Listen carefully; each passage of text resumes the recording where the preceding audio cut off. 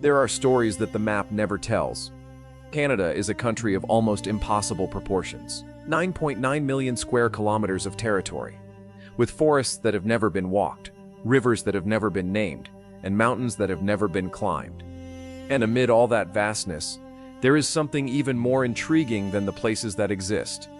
There are the places that existed, and that today are nothing.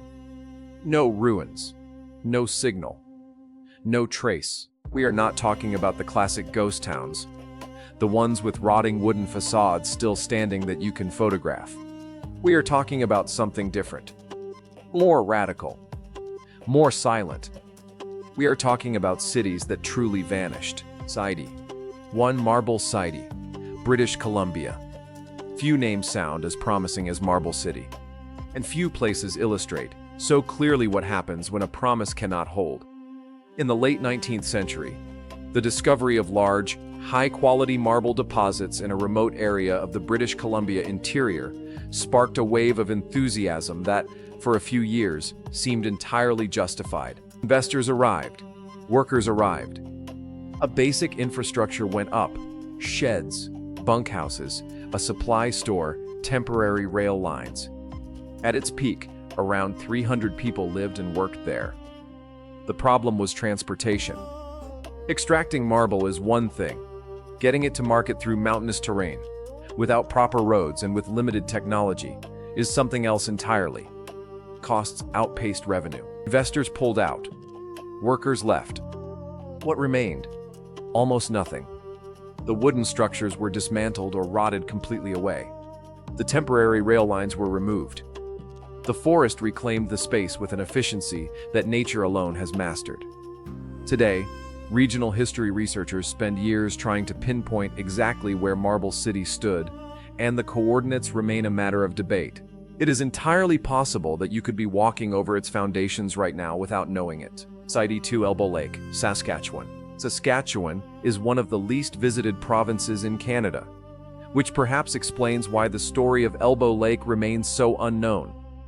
In the early 20th century, a series of farming communities sprang up across the prairies of Saskatchewan, fueled by the arrival of the railway and the promise of fertile land for European immigrants. Elbow Lake was one of them. A small but functional community, with a school, a communal granary, a post office, and a few dozen families determined to build a new life on the Canadian prairies. What came next was a devastating combination of factors that no one could have predicted individually, but that together proved fatal. The drought of the 1930s, the period known as the Dust Bowl, turned the fertile prairies of Saskatchewan into a temporary desert. Crops failed for years in a row. Dust storms were so intense they turned the sky black at noon. Families left one by one. The post office closed. The school closed. The wooden houses, without upkeep and without residents, were slowly taken apart by the wind, the snow, and the years. What distinguishes Elbow Lake from other abandoned Saskatchewan communities is that nothing identifiable remained. The prairies are flat, and the wind is relentless. And together, over decades, they erased every sign that a human community had ever existed there. No ruins, no visible cemetery, no sign, no marker. Only in courthouse records and in the diaries of a handful of families who passed through does proof exist that Elbow Lake was ever real. Site 3. Fontas, Manitoba. The story of Fontas is the kind that sounds like fiction, but it is documented in Manitoba's provincial archives. Fontas was a Ukrainian settler community established in the early 20th century in northern Manitoba, in a region of dense forest and difficult terrain. The settlers arrived with little, built with what they had: timber from the forest itself, stone from the land itself, and tried to turn that unforgiving territory into something sustainable. For nearly 2 decades, they managed. There was a school, a small wooden Orthodox church, barns, and a tight-knit community bound together by language, faith, and the shared necessity of surviving in an environment that did not welcome them. Isolation was what defeated them. The lack of access to markets, the absence of reliable roads, the brutal winter that lasted more than 6 months a year, and the arrival of better opportunities elsewhere slowly drained the community. The young people left first, then the parents, finally, the last of the elders. The detail that makes Fontas particularly striking is the fate of the little church. For years after the community was abandoned, it remained standing, a solitary landmark in the middle of the forest. But without upkeep, the forest embraced it. Manitoba's mid-20th century aerial records show a clearing. Later records show nothing. The forest simply closed over it. 4. Surprise Creek, Yukon. The Yukon holds secrets that the permafrost both preserves and conceals with perfect efficiency. Surprise Creek was a camp that became a settlement in the years immediately following the Klondike Gold Rush, when prospectors were still combing every creek and valley in the territory, looking for deposits that the major operators might have left behind. At its peak, Surprise Creek had nearly 200 residents, enough to justify a supply store, a makeshift saloon, a communal bunkhouse, and even an informal mail service that operated whenever someone made the trip to Dawson City and back. The gold, when it existed, was scarce, and when it ran out fast. Unlike the major Klondike operations, which had infrastructure to support a slower wind down, Surprise Creek had nothing to offer beyond the gold, and when it vanished, the people vanished with it. What the Yukon does to abandoned places is singular. The permafrost, paradoxically, both preserves and destroys. Wooden structures sink into the unstable ground as the ice melts and refreezes in cycles. Within a few decades, a structure can be completely buried underground without anyone having torn it down.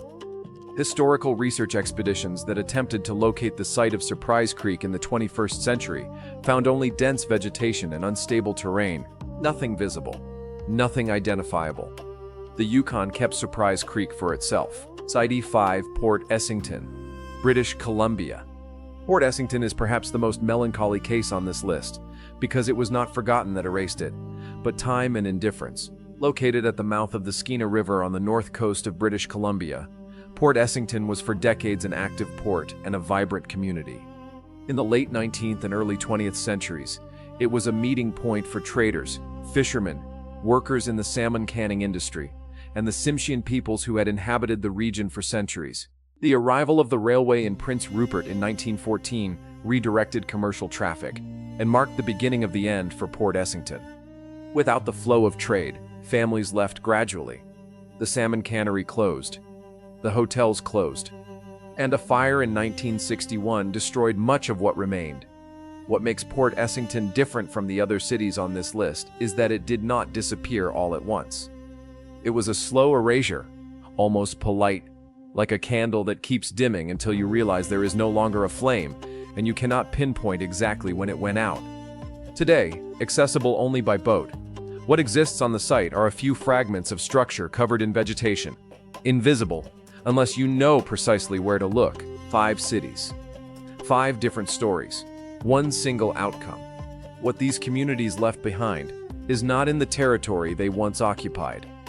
The Canadian wilderness is far too efficient to allow human marks to last very long. What they left behind is in the records, in the diaries, in the letters, in the yellowed photographs kept in boxes in the basements of descendants scattered across the country.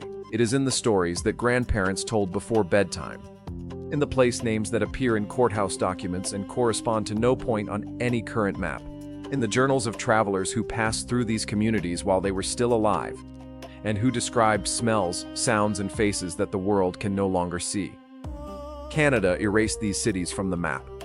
But they existed, and that, however small it may seem, is enough to make them matter.